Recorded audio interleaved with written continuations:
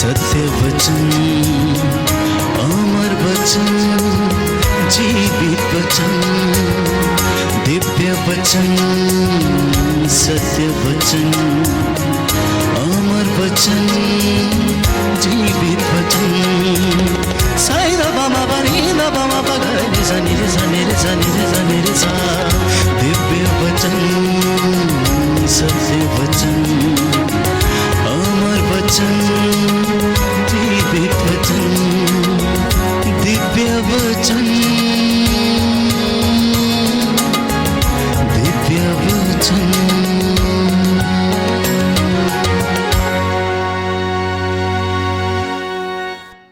प्रियजनों, प्रभु यीशु के पवित्र और सामर्थी नाम पर मैं आप सबकी सलामती की दुआ मांगता हूं।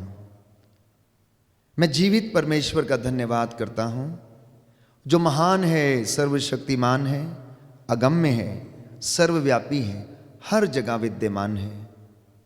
वो मनुष्यों के हृदयों की थाह लेता है।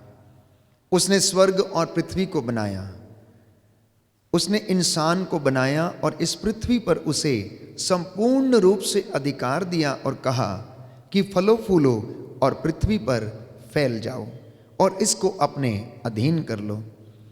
प्रियजनों, जिस परम पिता ईश्वर ने, जो सर्वशक्तिमान है, पवित्र है, जिसने मुझे और आपको बनाया है, आज उसके नाम पर मैं आप सबकी सलामती की दुआ मांगता हूं। तो स्तोत्रकार कहता है, अध्याय 14 पद संख्या 2, कि परमेश्वर चाहता है कि मनुष्य उसे जाने और उससे प्यार करे और उसके साथ रहे। देखिए, परमेश्वर की इच्छा क्या है कि इंसान को परमेश्वर ने बनाया है वो ईश्वर को जाने, वो उसे अनुभव करे, वो उसके साथ रहे और उसे प्यार करे। इंसान के विषय में परमेश्वर की यही इच्छा है। इतना ही नहीं, बाइबल हमें और भी स्पष्ट रूप से बताती है कि परमेश्वर की इच्छा ये है कि आप अपनी प्रार्थनाएं निरंतर प्रभु को समर्पित करें। ईसा मसीह के अनुसार आप लोगों के विषय में परमेश्वर की यही इच्छा है। तो हम देखते हैं कि इंसान ने हर स्तर पर ईश्वर को जानने का प्रयास किया है और अब भी वो इसी काम में लगा रहता है।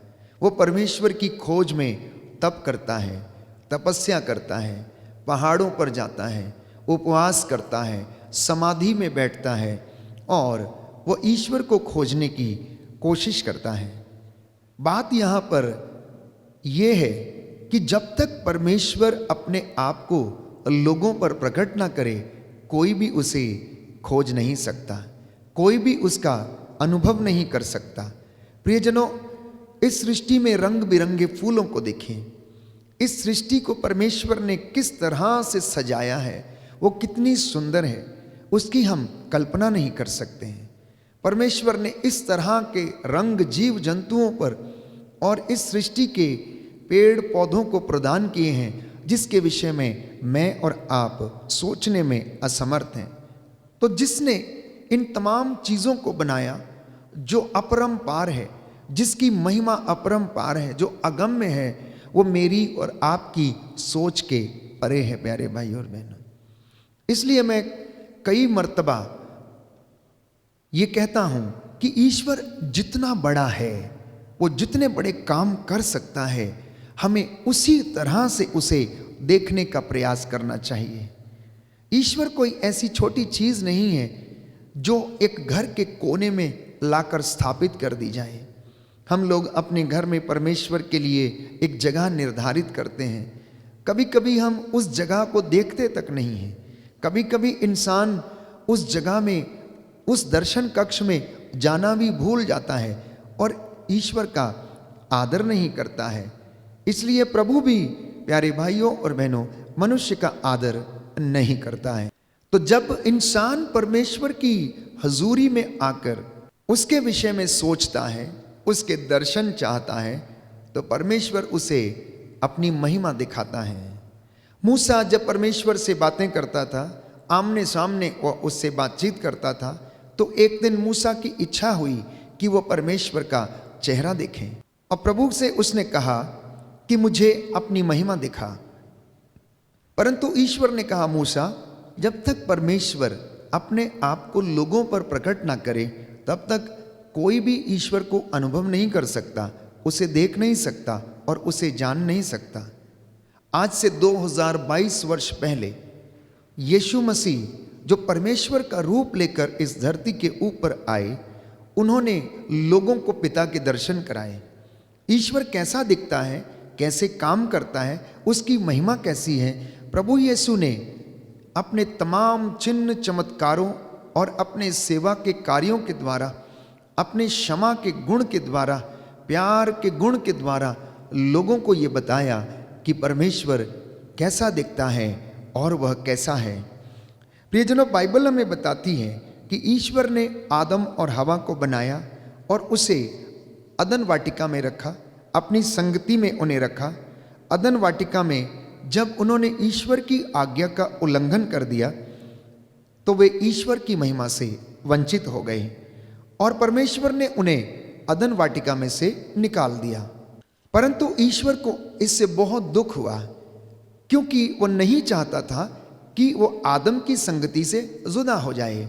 इसलिए विधि के विधान में परमेश्वर ने योजना बनाई कि आदम के साथ जो रिश्ता टूट गया है उसे किस तरह से पुनः स्थापित किया जाए। और इसी के अंतर्गत परमेश्वर की योजना प्रभु यीशु के रूप में इस धरती पर प्रकट हुई। क्योंकि परमेश्वर सदा एक रूप रहता है, वो युगानुयुग बना रहता है, इसलिए उसने प्रभु यीशु को इस दुनिया के लिए निछावर कर दिया।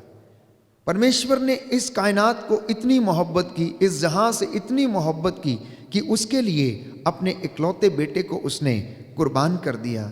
तो इंसान थोड़े समय के लिए इस दुनिया में रहता है और ये थोड़ा समय हमारे लिए बहुत ही महत्वपूर्ण समय है। तो हमें इस बात का ध्यान रखने की आवश्यकता है कि आप और मैं जिस परमेश्वर की आराधना करते हैं, जो जीवित है और अनुग्रहकारी है, उसने कहा है कि मैं तुम्हारे साथ चलूंगा। वो परमेश्वर जो सत्य प्रतिज्ञ है, आपसे और मुझसे ये कहता है कि निराश मत हो, ढारस रख, मैं तेरे साथ रहूंगा, मैं तेरे आगे आगे चलूंगा, मैं तेरी अगुवाई करूंगा। प्यारे भाइयों और बहनों, ईश्वर सत्य प्रतिज्ञ है और विश्वास के योग्य है, लेकिन कई लोग इस बात पर विश्वास करने में असमर्थ हैं। एक घटना के द्वारा हम इस बात को अच्छी तरह से समझ सकते हैं। दो दोस्त थे, एक किराना की दुकान चलाता था तो दूसरा मक्खन बेचता और अपनी जीविका अर्जित किया करता था। तो यह दोस्त किराना की दुकान पर जाता और 1 किलो मक्खन अपने दोस्त को देता और किराना का सामान वहाँ से लेकर चला आता था। एक दिन उसने देखा कि मक्खन 1 किलो नहीं परंतु 800 ग्राम है। उसे बड़ा आश्चर्य हुआ कि आखिर मेरे मित्र ने मुझसे धोखा क्यों किया है। और उसने उसे बुलाया और अपनी नाराजगी जाहिर की। तो उसके मित्र ने, जो मक्खन बेचता था और उससे जीविका चलाता था, अपने मित्र से कहा, क्षमा करना दोस्त, मेरा तराजू खोटा है, उसका बाट भी खोटा है। मैं तो 1 किलो मक्खन आपकी 1 किलो दी हुई चीनी के द्वारा तोलता हूं और उसे लाकर तुम्हें दे देता हूं। प्रियजनों, इस घटना से हमें बहुत ही अच्छी सीख मिलती है कि इंसान जैसा बोता है वैसा ही काटता है। वो जैसा दूसरों के साथ करता है वैसा ही उसके साथ भी होता है। यदि इंसान अच्छाई बोता है तो उसके जीवन में अच्छाई ही पनपती है, और यदि वह बुराई करता है तो उसके बदले में उसे बुराई ही मिलती है।